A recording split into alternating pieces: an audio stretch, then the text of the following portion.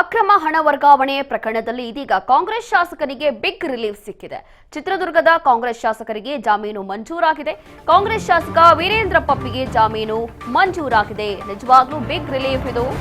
ವೀರೇಂದ್ರ ಪಪ್ಪಿಗೆ ಜಾಮೀನು ಮಂಜೂರು ಮಾಡಿದೆ ಕೋರ್ಟ್. ವೀರೇಂದ್ರ ಪಪ್ಪಿ ಸಲ್ಲಿಸಿದಂತಹ ಜಾಮೀನು ಅರ್ಜಿ ವಿಚಾರಣೆ ಇದೀಗ ಮಂಜೂರಾಗಿದೆ. ಜಾಮೀನು ಅರ್ಜಿ ವಿಚಾರಣೆ ನಡೆಸಿದಂತಹ ಜನಪ್ರತಿನಿಧಿಗಳ ಕೋರ್ಟ್ ಇದೀಗ ಜನಪ್ರತಿನಿಧಿಗಳ ಕೋರ್ಟ್ನಿಂದ ಜಾಮೀನು ಮಂಜೂರಾಗಿದೆ. ಕಳೆದ 4 ತಿಂಗಳಿಂದ ಜೈಲಿನಲ್ಲೇ ಇದ್ದಂತಹ ಚಿತ್ರದುರ್ಗದ ಕಾಂಗ್ರೆಸ್ ಶಾಸಕ ಪರಪ್ಪನ ಅಗ್ರಹಾರ ಜೈಲಲ್ಲೇ ಇದ್ರು. ಕಳೆದ 4 ತಿಂಗಳಿಂದ ಅಕ್ರಮ ಹಣ ವರ್ಗಾವಣೆ ಕೇಸಲ್ಲಿ ಅರೆಸ್ಟ್ ಆಗಿ ಜೈಲು ಸೇರಿದಂತಹ ವೀರೇಂದ್ರ ಪಪ್ಪಿ ಅವರು ಇದೀಗ ಫೈನಲಿ ಬಿಗ್ ರಿಲೀಫ್ ಸಿಕ್ಕಿದೆ.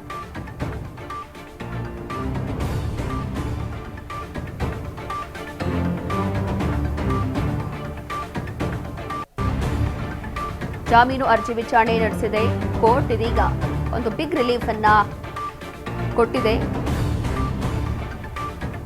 ಕಾಂಗ್ರೆಸ್ ಶಾಸಕ ವೀರೇಂದ್ರ ಪಪ್ಪಿಗೆ ಬಿಗ್ ರಿಲೀಫ್ ಸಿಕ್ಕಿದೆ.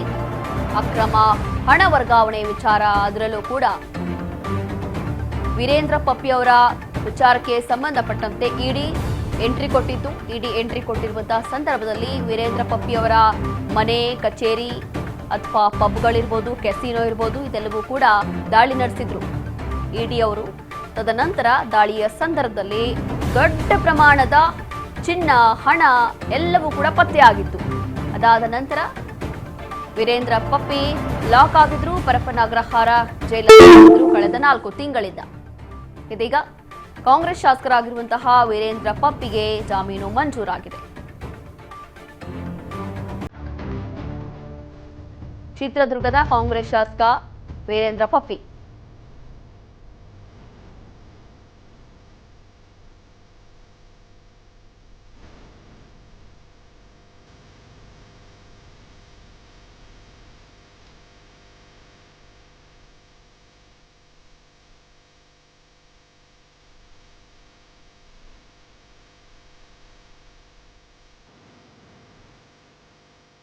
ಅಕ್ರಮ ಹಣ ವರ್ಗಾವಣೆ ಪ್ರಕರಣದಲ್ಲಿ ಇದೀಗ ಕಾಂಗ್ರೆಸ್ ಶಾಸಕ ವೀರೇಂದ್ರ ಪಪ್ಪಿಗೆ ಬಿಗ್ ರಿಲೀಫ್ ಸಿಕ್ಕಿದೆ.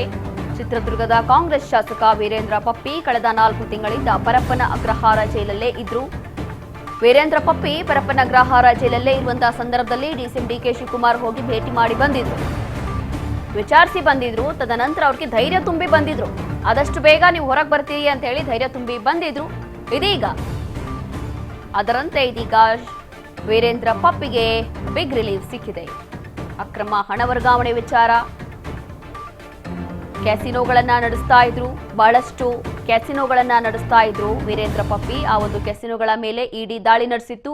ತದನಂತರ ವೀರೇಂದ್ರ ಪಪ್ಪಿ ಅವರ ಮನೆ, ಕಚೇರಿ ಅಥವಾ ಅವರ ಸಂಬಂಧಿಕರ ಮನೆ, ಅವರ ಕುಟುಂಬದವರ ಮನೆ, ಎಲ್ಲ ಮನೆಗಳ ಮೇಲೆಯೂ ಕೂಡ ಇಡಿ ದಾಳಿ ನಡೆಸಿತ್ತು. ಆ ಸಂದರ್ಭದಲ್ಲಿ ದೊಡ್ಡ ಪ್ರಮಾಣದಲ್ಲಿ ಚಿನ್ನ, ಹಣ ಎಲ್ಲವೂ ಕೂಡ ಬಹಳ ದೊಡ್ಡ ಮಟ್ಟದಲ್ಲಿ ಪತ್ತೆ ಆಗಿತ್ತು ಇಡಿ ಅವರಿಗೆ.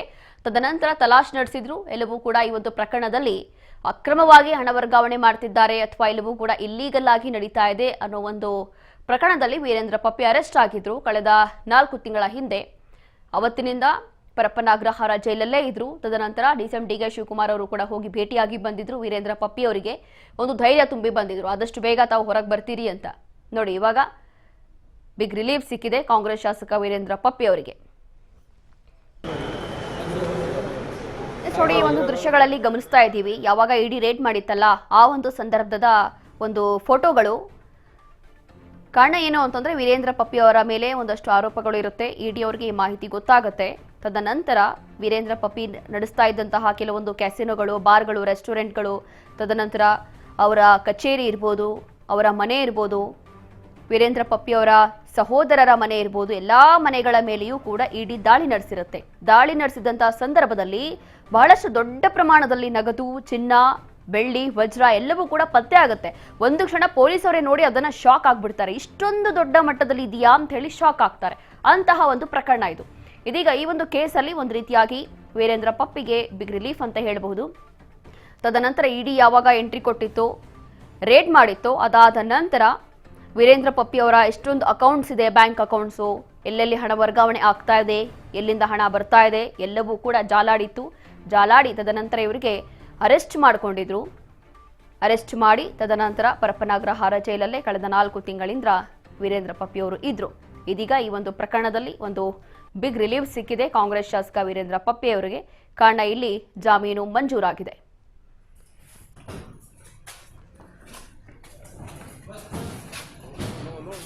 ಬರಲ್ಲ ಬಿಡು.